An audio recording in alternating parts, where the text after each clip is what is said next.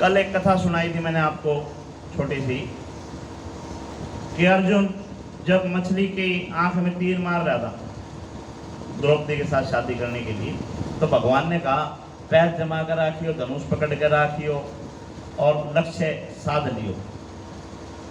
तो अर्जुन ने कहा कि भगवान सारे काम मैं करूंगा तो आप क्या करोगे? तो भगवान ने क्या जवाब दिया था? याद है किसी को? कल बताई थी। क्या जवाब दिया था? जो तेरे से नहीं होगा वो काम मैं करूंगा, यानी तेरा काम तू कर, मेरा मैं करूंगा। तो अर्जुन ने पूछा जब सारे काम मैं करने लग रहा हूं बाकी कौन सा रह गया? तब भगवान ने कहा कि जो ये जल में तरंगे उठ रही हैं, जिसकी वजह से तेरा ध्यान नहीं लग पाएगा, तेरा निशाना सध नहीं पाएगा, इसको संतुलित मैं करूंगा, इसको कंट्रोल मैं करूंगा। इसी प्रकार बच्चे डॉक्टर बने, इंजीनियर बने, डीसी बने, एसपी बने, कहने का मतलब जो इनका लक्ष्य है वो प्राप्त कर। ये सारे भौतिक है चीजें, और ये परमात्मा की माया है। और मैं आपको शुरू दिन से कह रहा हूं कि परमात्मा को प्राप्त करना है तो माया के साथ प्राप्त करना है। जो ये सोचता है कि माया हटेगी जब मैं परमात्मा प्राप्त करूंगा, वो गलती में है। यानी माया के साथ में ही परमात्मा को प्राप्त करना है, ये सत्य है। आप भौतिक चीजें प्राप्त करो, बच्चों को डॉक्टर के लिए तैयार करो, इंजीनियरिंग के लिए तैयार करो, वकालत के लिए तैयार करो, अच्छे पदों पे जाने के लिए तैयार करो, इसमें कोई संशय नहीं है, कोई शक नहीं है। लेकिन हमारे यहाँ 16 संस्कार बोले जाते हैं। 16 संस्कारों में शिक्षा का संस्कार भी बोला गया है। जब बच्चे को स्कूल में बिठाते हैं, आजकल तो क्या है, मेरे जैसा कोई समझदार होगा, अनु का 2-2.5 साल का हो गया, इतने बालका है, उसमें डाल दो, छोटे बालका स्कूल में, है जी, प्ले वे में डाल दो।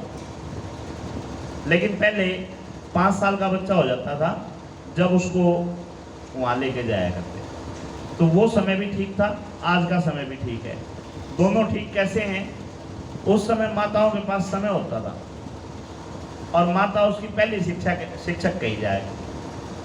माँ उसको सिखाया करती संस्कार कि बेटा बाबा हैं पैर छू, दादी है पैर छू, जत्र बाबा ने पानी देगा, जत्र दादा ने यो देखा, जा उनके आशीर्वाद ले, ये कर वो कर, वो चीज़ सिखाया करती। लेकिन आज हम भौतिकतावाद की तरफ ज़्यादा चले गए, अध्यात्म खत्म हो गया। क्यों? पैसे को प्राथमिकता दे दी, पैसे को प्राथमिकता दे दी, बड़े शहरों में जाना शुरू कर दिया, बड़े शहरों में जाना शुरू कर दिया, वहाँ के खर्चे अपार हैं। अगर किसी को 2-3 कमरों का फ्लैट लेना हो तो 50 लाख से कम और 2 करोड़ 3 करोड़ 4 करोड़ रुपए भी थोड़े पड़ जाए शायद। तो दिल्ली चले जाओ, कलकत्ता चले जाओ, बॉम्बे चले जाओ, और उसमें भी आपको ना जमीन मिलेगी ना छत मिलेगी, बीच के कमरे मिलेंगे। भौतिकता है। किराए भाड़े पे भी लोगे तो 20,000 30,000 50,000 लाख रुपए भी किराया हो तो कोई बड़ी बात नहीं। जैसे सुख साधन लोगे वैसे आपको किराए भाड़े मिलेंगे। अब जब लाख रुपए महीना किराया देना है या 50,000 रुपये महीना किराया देना है, बालक की पढ़ाने खातर 5-5 4-4 लाख रुपये फीस देनी है, डोनेशन देनी है, तो भाई कमाई भी उस लेवल की करनी पड़ेगी। और जब कमाई उस लेवल की करनी पड़ेगी तो एक से काम नहीं चल रहा, तो दोनों ने भी कमाना खाना पड़ेगा। जब दोनों ने कमाना खाना पड़ेगा तो बूढ़ा बूढ़ी काम में छोड़ने पड़ेंगे। बोला क्यों? बोला भाई थारा खर्चा मेरे बाहर को उठा कौन, मारा ही पूरा को नहीं पड़ता, थारे कड़े तो खर्चे पूरे पड़ा। तो चले गए भौतिकवाद की तरफ, भौतिकता की तरफ चले गए। अब बूढ़ा बूढ़ी के लिए तो टाइम नहीं था, बहुत अच्छी बात, कोई बात नहीं, माँ बाप तो सहन कर लेंगे, टाइम बच्चा खातर भी को नहीं। तो 5 साल का होएगा इतना तो बिगड़ देगा, क्योंकि समय तो है नहीं, कौन संभालेगा। तो पीछे से इसको फिर छोटे बच्चा ने स्कूल में 2 साल आने में 2.5 साल आने में डाल दिया। अब वहां पे ना उसने माँ बाप देखे ना उसने दादा दादी देखे, तो संस्कार क्या लेगा। अब जब वहां चले गए तो वहां पे तो अंग्रेजी की कविताएं शुरू हो गई, अंग्रेजी की पोएम शुरू हो गई। मन मानने तिलक लगाने पे भी लोग कहते बेटा ये तिलक स्कूल में नहीं चलेगा, तिलक लगा के मत आना, है जी। भाई अंग्रेजी पैटर्न में चले गए, अंग्रेजी पैटर्न में चले गए तो वहां हो सकता है तिलक लगाने पे भी कह दे जी तिलक लगा के नहीं आना बच्चे को, और ये ढीले ढाले कपड़े भी नहीं पहन के आने, ये भी पैंट शर्ट टाई बेल्ट सारी चीज आपको लगा के आनी पड़ेगी। तो जैसा समय जैसा देश काल परिस्थिति वैसी वैसी शुरू हो गई। और जबकि हमारे 16 संस्कार जो आते थे, उन 16 संस्कारों में जब बच्चे को स्कूल में पढ़ने के लिए भेजा जाता था तो उसको सबसे पहले भगवान का नाम लिखना सिखाया जाता था, चाहे उसमें ओम गणेशाय नमः, चाहे ओम नमो भगवते वासुदेवाय नमः, चाहे श्री कृष्णाय नमः, चाहे श्री श्याम देवाय नमः। और उसको संस्कार दिए जाते थे कि बेटा रोटी बाद में मिलेगी, रोटी बाद में मिलेगी।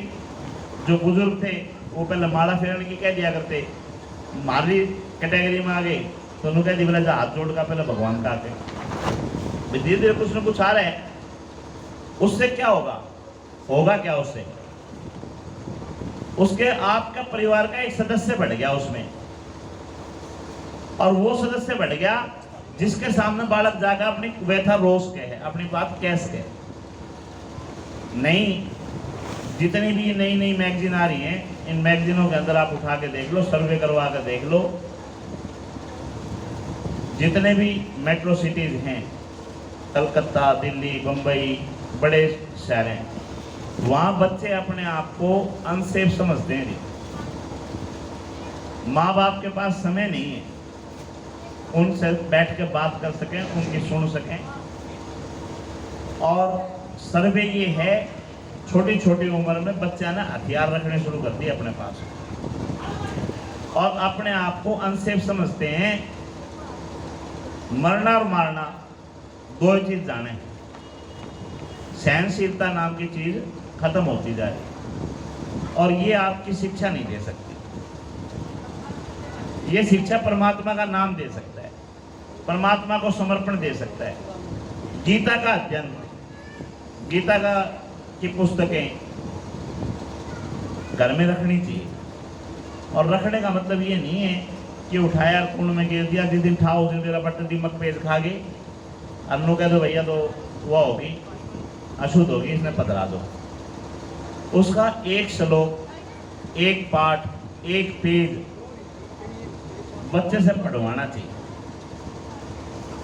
खुद ना पढ़ के बच्चे से प्रार्थना करो, उनका बेटा हम हो गए बूढ़े, हमारे कौन सा समझ आती, ये एक पेज एक पाठ पढ़ के सुना, क्योंकि पता नहीं कौन सा शब्द किसके जीवन में कब काम कर जाए। हमारी माताएं व्रत वगैरह करती हैं, व्रतों में कथाएं करती हैं। उस व्रत में एक कथा आती थी, कौन से दिन की कथा है मेरे को याद नहीं है। उसमें एक घर जवाई चला गया, घर जवाई चला गया तो ससुराली ये कहने लगे, बोले भाई घर में बड़े बड़े काम थोड़ी चल लगा कि मैं कमा खा गया, कि मैं जाके दे कुछ कमा।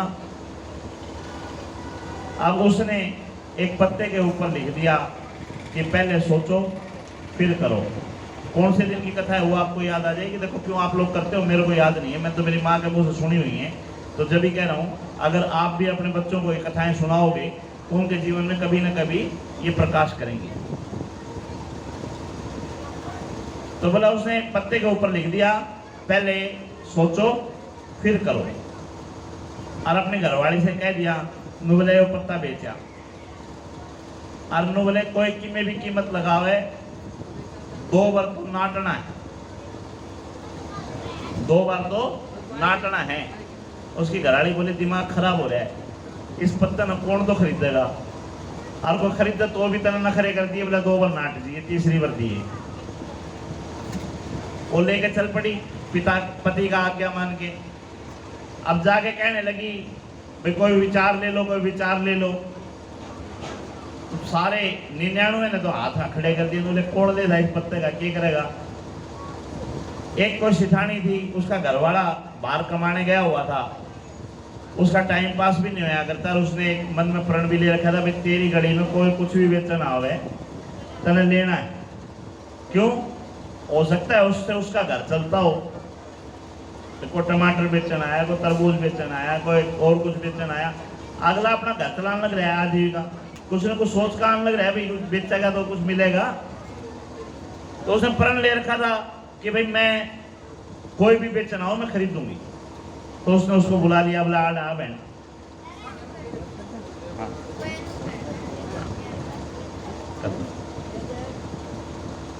तो उसने कहा ये पत्ता, ये विचार मेरे को दे दे।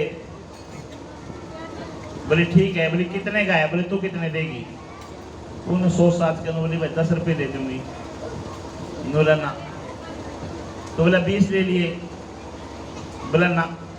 बोला अच्छा 100 रुपये दे दूंगी, नाटिए ना। बोला ठीक है।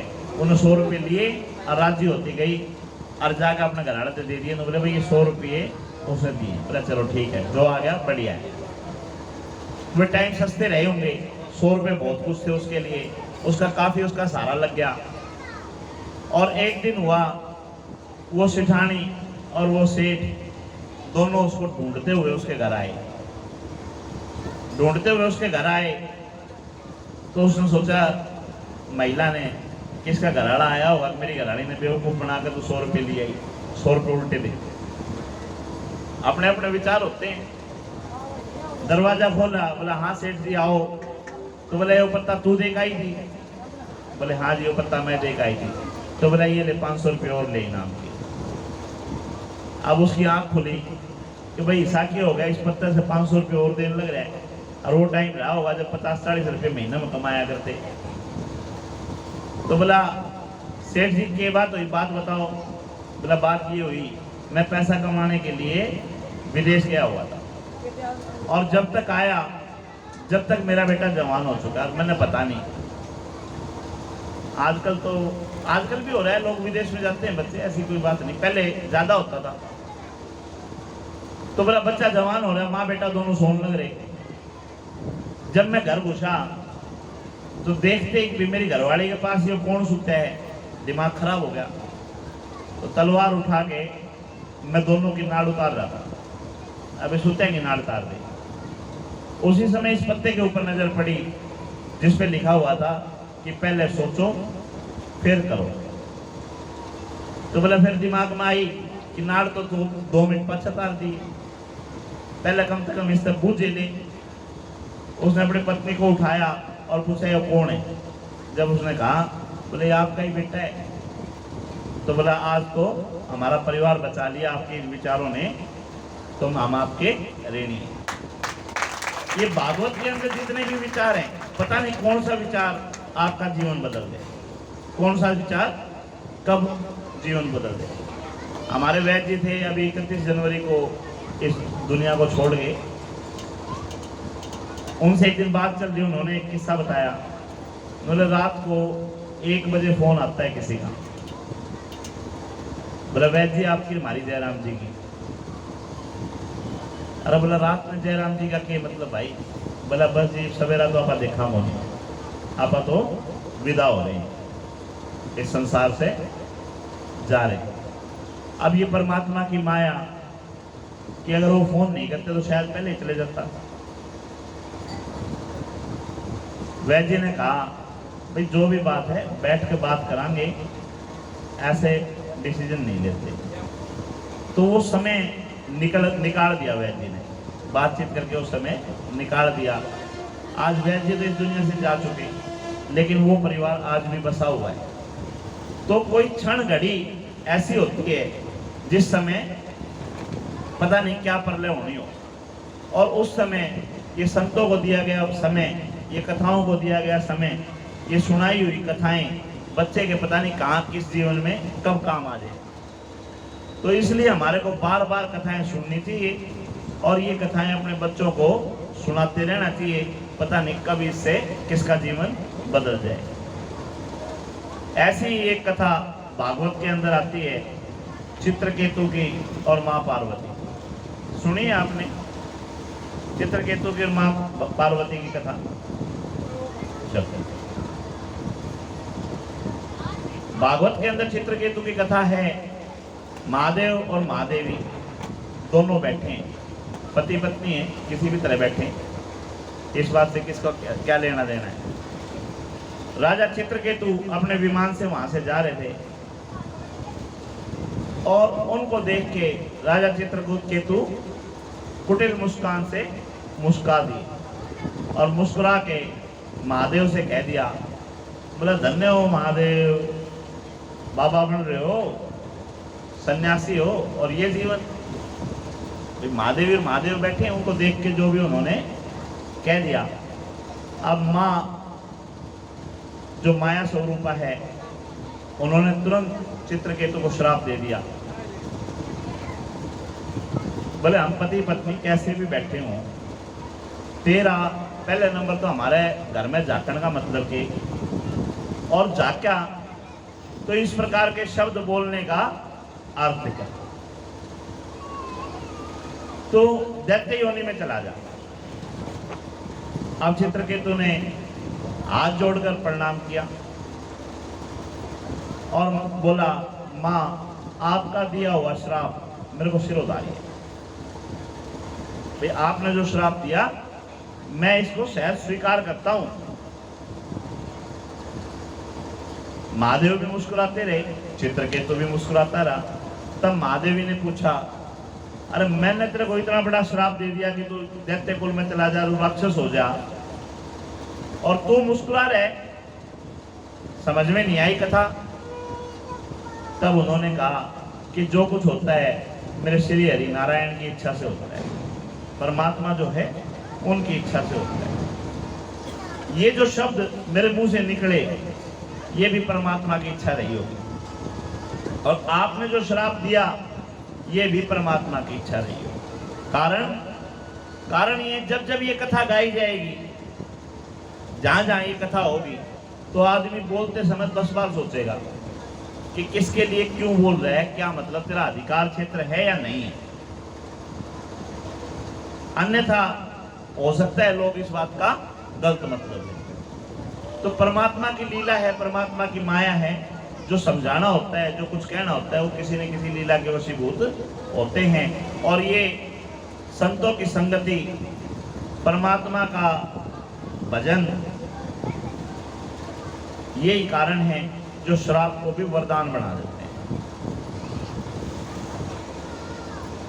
दैत्य कुल में भी परमात्मा को प्राप्त किया है, खूब प्राप्त किया है। आप भागवत कथा में तुलसी रखी देखते हो, क्या प्रावधान है, तुलसी क्यों रखी जाती है? भागवत कथा में तुलसी रखते हैं, आप झंडा लगाते हैं, 7 बांस का डंडा लगाते हैं, सुखदेव जी महाराज को बिठाते हैं। क्यों, क्या कारण है? ये सब चीजों के पीछे कथाएं हैं, और ये कथाएं हमारे को याद दिलाती हैं। जैसे 7 बांस का डंडा है, ये धुंधकारी की याद दिलाता है कि जो प्रेत था, प्रेत इतना हल्का था कि वो स्थिर रह नहीं सकता, हवा के साथ इधर उधर हो जाएगा, तो उसको बैठने के लिए कोई स्थान चाहिए था। तो बांस के डंडे में खोल में जाके बैठा था ताकि वजन के अंदर स्थिर होकर बैठ जाए। ये इसकी बांस के डंडे की कथा है। इसको देखते ही धुंधकारी की कथा याद आ जाती है। अगर ये ना लगाओ तो ये कथा याद नहीं आएगी, और ये कथा याद नहीं आएगी तो आपको ध्यान नहीं आएगा कि किस किस की मुक्ति हो सकती है। अब ये डंडा देखने के बाद कथा कहने की जरूरत ही नहीं है, डंडा देखते ही कथा याद आ जाएगी। जी, झंडा है, झंडा हमारे को याद दिलाता है कि ये स्थान परमात्मा का हो गया। जब तक बाणासुर को डंडा दे रखा था, झंडा दे रखा था, और झंडा जब तक स्थिर था, जब तक उसके साथ युद्ध करने वाला, उसको चेतावनी देने वाला कोई था ही नहीं, तो परमात्मा का स्थान हो गया। ये आपको याद दिलाते हैं। सुखदेव जी महाराज हैं, सुखदेव जी महाराज आपको याद दिलाते हैं कि भाई कथा कहने वाला संसार से वैरागी था, लेकिन गृहस्थ था, ये आपको बता दो। सन्यासी नहीं थे ये गृहस्थ सन्यासी थे। गृहस्थी में रहते हुए सन्यास ले रखा था। इनके पिता सुखदेव जी की इच्छा थी कि ये परिवार बसाएं। इन्होंने खंडन किया कि भाई मैंने तो कथा सुन रखी है, अमर कथा, और मैं तो इस माया में फंसूंगा नहीं। ये बेटा, बहू, पोता, पोती, दोस्त, भाई, इन रिश्तों में मैं नहीं फंसूंगा, ये तो बंधन है। और पिता कह रहे हैं कि बेटा आप शादी करो। तो सुखदेव जी ने कहा कि गृहस्थ में रह के भी किसी की मुक्ति हुई है। तो उन्होंने कहा कि तू राजा जनक के पास जा और जनक तेरे को ज्ञान देंगे, क्यों जनक गृहस्थी के अंदर थे। सुखदेव मुनि जनकपुरी में चले गए। द्वारपाल रास्ते में उनको रोकते हैं और द्वारपालों ने कहा कि महाराज कौन हो, कहां जा रहे हो, कौन हो, कहां जा रहे हो। सुखदेव मुनि ने कहा किसका परिचय मांग रहे हो, शरीर का, आत्मा का। अब आपसे पूछे भाई आपकी आत्मा का नाम क्या है, कौन कौन बताएगा, बताओ क्या नाम है आपकी आत्मा का। राम गोपाल जय हो। और आपकी आत्मा का वजन कितना है, कितना वजन है, 1 किलो। 50 किलो से ऊपर किस किस का है, हाथ खड़ा करो। आत्मा का कौन कौन सी आत्मा का, हम ये कहते हैं हम आत्मा है और भगवान परमात्मा है, यही कहते हैं ना। तो हम आत्मा हुए, तो हमारी आत्मा का वजन जिस जिसका 50 किलो से ऊपर है वो हाथ खड़ा करो। अब देखो, जब हम अपने बारे में जानते ही नहीं, सुनो, जब हमारे अपने बारे में जानते ही नहीं तो फिर मुक्ति कैसे होगी। आत्मा का वजन, शरीर के ऊपर जो बाल हैं, इस बाल का 10,000वां हिस्सा, ये आत्मा का वजन।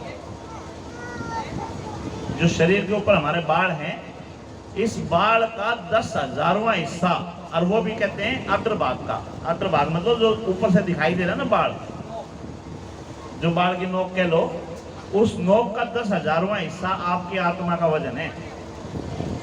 अब इतनी हल्की आत्मा कहीं बैठ के कथा सुनेगी तो हम उड़ जाएगी।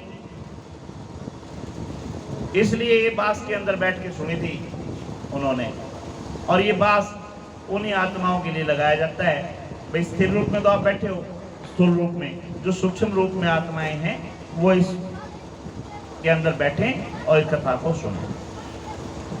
सुखदेव जी मुनि जनकपुरी में चले गए और राजा जनक के सैनिकों ने उनसे उनका परिचय पूछा। उन्होंने कहा कि आप आत्मा का परिचय पूछना चाहते हो या शरीर का। तो उन्होंने कहा कि महाराज हम तो देखो मोटी बुद्धि के आदमी हैं, हमारे राजा ने आदेश दे रखा है जो भी यहाँ आए उससे उसका परिचय मांग लो, अगर वो सही है तो मैं उसमें परमिशन दे दूंगा अपने राज्य में आने की, और उग्रवादी है तो उसमें बाहर काट दो, इतनी सी बात है। तो सुखदेव मुनि ने कह दिया कि भाई कह दो वेद व्यास जी के पुत्र सुखदेव मुनि जी अपने पिता के कहने पे राजा के पास आए। शाम का टाइम हो रहा है, राजा के पास संदेश पहुंचा। राजा ने कह दिया कि महाराज ने अपने गेस्ट हाउस में रखो और बढ़िया से बढ़िया उसके खान पीने की व्यवस्था कर दो, रहन खान की व्यवस्था कर दो। हर तरह के जैसे वो नाच देखना चाहो वैसे नाच दिखाओ, जैसा खाना चाहो वैसा खाओ, जैसे भजन सुनना चाहो वैसे भजन सुनाओ, जैसे गीत सुनना चाहो वैसे गीत सुनाओ। हर तरह से उसकी सेवा करो और सुबह उसको दरबार में ले आओ। अब घर के अंदर सबसे सुंदर स्थान कौन सा होता है? Guest room. आनिया तो वहीं बैठेगा ना, वहीं देखेगा। गेस्ट रूम में एलईडी लगी हुई है, एसी लगी हुई है। आजकल रसोई देखा जी पहले। वाह जी। फिर वॉशरूम देखा है। वो आप दोनों जो जिनका वजन ज्यादा हो रहा है वे भी देखे रसोई, ठीक है ना। भगत आदमी का रसोई का कोई काम नहीं। भगत आदमी तो भाई गया आपने सीधा सा बैठ अपना वहाँ बिठाया, ड्राइंग रूम में बिठाया, बैठ गई अपना। तो संत जो हैं वहाँ बैठे हैं और वहाँ पे बढ़िया एलईडी लग रही है, बढ़िया मूवी चल रही है, अच्छे अच्छे चैनल लगा रखे हैं, रिमोट हाथ में दे रखा है, जो जीमा वो देखो। खूब बढ़िया एसी की हवा चल रही है, बढ़िया बढ़िया शरबत आ रहे हैं, कोई सॉफ्ट ड्रिंक, कोई कोल्ड ड्रिंक, कोई हार्ड ड्रिंक, जिस तरह की चाहिए उस तरह की। सॉफ्ट ड्रिंक मतलब शिकंजी वगैरह, और हार्ड ड्रिंक मदिरा, और बीच में ये बियर वायर जो भी है सारी की सारी, सब जैसे उसकी डिमांड हो वैसे उसके लिए वहाँ पे फ्रिज में लगा रखी। जैसे नाच गाने देखने हो वैसे नाच गाने देखने वहाँ बंदे हैं, नौकर चाकर हैं। अब सुखदेव मुनि ने रात काटी, सीसीटीवी कैमरा लगा रखा है वहाँ पे कि महाराज जी के करन लग रहे हैं, वो भी देख लिया। सवेरे जब दरबार में पहुंचे, जाते के साथ फूल मालाओं के साथ में, मंत्रोच्चारण के साथ में और पुष्प वर्षा के साथ महाराज का स्वागत हुआ। महाराज के पैर धोए, सारे काम। अब बोले महाराज बैठो, बताओ आने का प्रयोजन कैसे आए। अब सुखदेव मुनि राशन पानी लेके और चढ़ गए राजा के ऊपर। बोले मेरा बाप की बुद्धि खराब हो, मेरा निकड़े भेज दिया मेरे ज्ञान लेने है जी। बोला जिसका दौरे भेजा वो खुद ही माया में फंसा पड़ा है। मैं तो आया था भगवान को प्राप्त कैसे किया जाएगा। मैं मेरे पिता ने इसीलिए भेजा था राजा जनक के पास, जा वो ज्ञान देंगे भगवान को कैसे प्राप्त करा जा गृहस्थ में रहते हुए। और यहाँ का देखा तो तेरे फ्रिज के अंदर सारी तरह की तो तने रख रखी हैं, दुनिया भर की तने नौकर चाकर पाल रखी हैं, जो आधे कपड़े पहरे पहरे हंड हैं। तू खुद माया में फंसा पड़ा है, तू मेरे को क्या मुक्ति दिलाएगा। तो राजा जनक ने हाथ जोड़ के प्रार्थना की, बोला महाराज मैंने तो इनविटेशन भेजा को नहीं, मैंने तो आपको संदेश भेजा नहीं कि आ जाओ भाई मैं तेरा मुक्ति और भक्ति दूंगा। तेरे पिता ने तेरे को भेजा है। अच्छा मूर्ख वो भी नहीं है, कुछ ना कुछ भेजा है तो कुछ सोच विचार के भेजा होगा। तू बैठ और कम से कम हमारा आतिथ्य तो स्वीकार कर ले, छोड़ दे मुक्ति भक्ति ने। आया है खा पी मौज ले, परमात्मा के भजन कर और अपने घर में जा। सुखदेव मुनि को बड़ा अच्छा लगा कि बात तो ठीक है भाई, तू तो बिना काम में गुस्सा हो रहा है, गुस्सा होने वाली तो बात ही नहीं है। अगले ने तो तेरे को कहा नहीं भाई तू आ जा मैं तेरे मुक्ति भक्ति दूंगा। और पिता भी मूर्ख नहीं है, जो पिता ने भेजा है और तू बिना सोचे समझे राशन पानी लेकर चढ़ गया भाई। अगले तो आतिथ्य स्वीकार करने के लिए कहा है। बोला ठीक है राजन। उसी समय आदेश दिए भाई पूरा गांव ने सुंदर सजा दो, जगह जगह पुष्प वर्षा करवाओ, गंगा जल की वर्षा करवाओ, गुलाब जल छिड़कवाओ, सुगंध छिड़कवाओ, हाथियों के नृत्य करवाओ, घोड़े नचाओ, रास्ते में भजन गुआओ, गीत गुआओ और पूरी नगरी को सजा दो भाई हमारे आज संत आए। और संत हमारे ऐसे जो वैराग्य हैं, जिनको इन चीजों से कोई लेना देना है ही नहीं। अब बोले महाराज आप हमारी नगरी घूम के आओ, शाम में बात करांगे। संत चल पड़े, सुखदेव जी चल पड़े। उसी समय एक कटोरा जिसमें पानी का भरा हुआ था हाथ में थमा दिया और दो सैनिक पीछे लगा दिए। दोनों सैनिकों की ड्यूटी लगा दी। बोला जहां भी वो पानी छिड़के, जहां भी वो पानी छलक जा, वहीं पूछने की जरूरत नहीं सी, गर्दन उतार दियो। और कह के राजा जनक अपने महल में। अब सुखदेव मुनि हाथ में कलश लिए हुए चल रहे हैं और पीछे पीछे दो तलवार लिए चल रहे हैं। शाम को जब घर पहुंचे, महल में पहुंचे, राजा ने फिर आओ भगत की, फिर पुष्प वर्षा की, फिर जल से पांव धोए, फिर पूछा महाराज कैसी लगी नगर की व्यवस्था, मजा आया नहीं आया, आनंद आया या नहीं आया। सुखदेव मुनि फिर राशन पानी लेकर चढ़ गए। अरे अन्नू बोले दो जल्लाद जिसके पीछे लग रहे हो, और यह कह रखी हो जल छिड़कते के साथ इसकी गर्दन उतार दियो। मैं तेरे नगर की शोभा देखूं या अपनी जान बचाऊं। हैं? मेरे को कोई मतलब नहीं था तेरी सज्जा से, मैं तो अपने जान बचाने में लगा हुआ था। उसी समय राजा जनक ने हाथ जोड़ के कहा, भगवान जिस प्रकार इस सजे सजाए नगर में आप घूम के आए हो, इसी प्रकार मैं इस राजभवन में रहता हूँ। फिर भगवान ने जितनी दासियां दी उतनी दासियां ले ली, जितने नौकर दिए उतने नौकर ले लिए, जितनी पत्नियां दी उतने पत्नियां ले लिए, जितने बच्चे दिए उतने बच्चे ले लिए।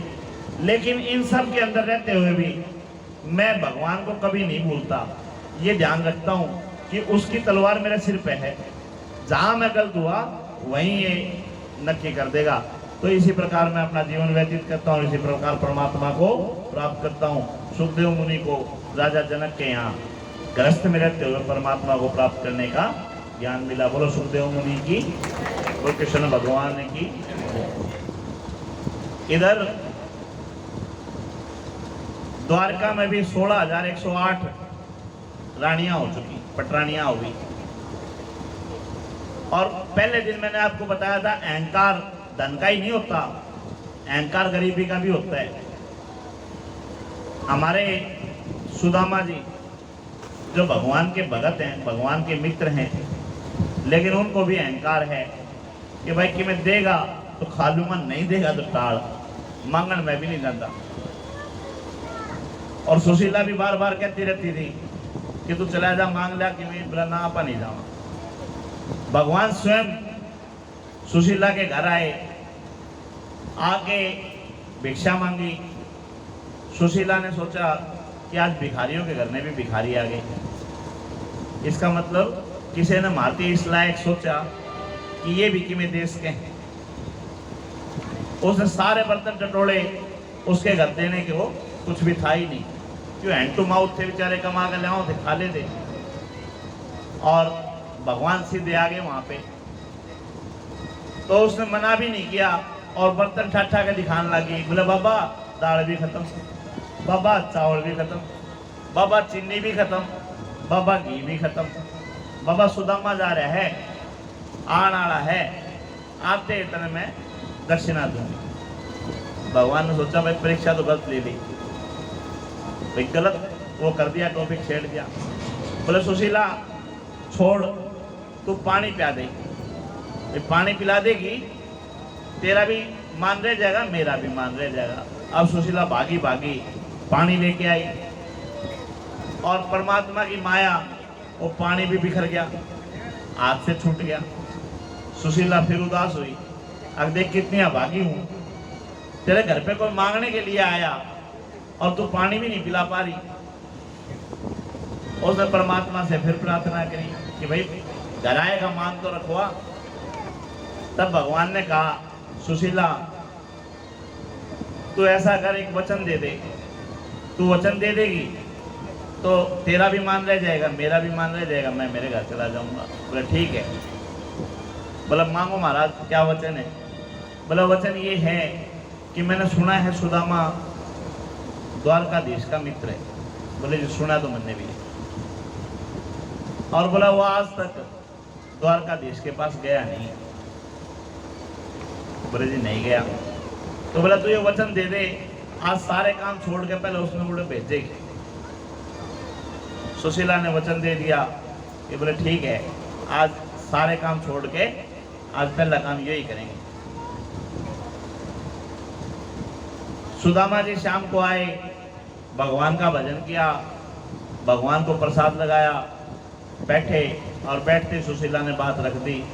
बोले ऐसे ऐसे आज एक कोई संत आए थे और उनको ना तो मैं भोजन करा सकी, ना मैं जल पिला सकी, तो एक वचन उनको दिया है कि आप अपने मित्र भगवान कृष्ण से मिलने के लिए जाओगे। बोला बात सुनने मांगूंगा नहीं, इतना संकल्प दे दिया, वचन दे दिया, इस वचन के तहत मैं चला तो जाऊंगा, लेकिन बात पैड़ी रहूंगा, मांगूंगा नहीं मैं। कभी तू यूँ सोचती हो भाई मांग कर लाओगा? बोली मैंने कहीं भी कौन तू मांग कर लाइए, तू खाली जा, भगवान से मिलने के लिए जा। इस आगे पूरे वर्णन को हमारे भाई गोपाल आपको भजन के माध्यम से करवाएंगे।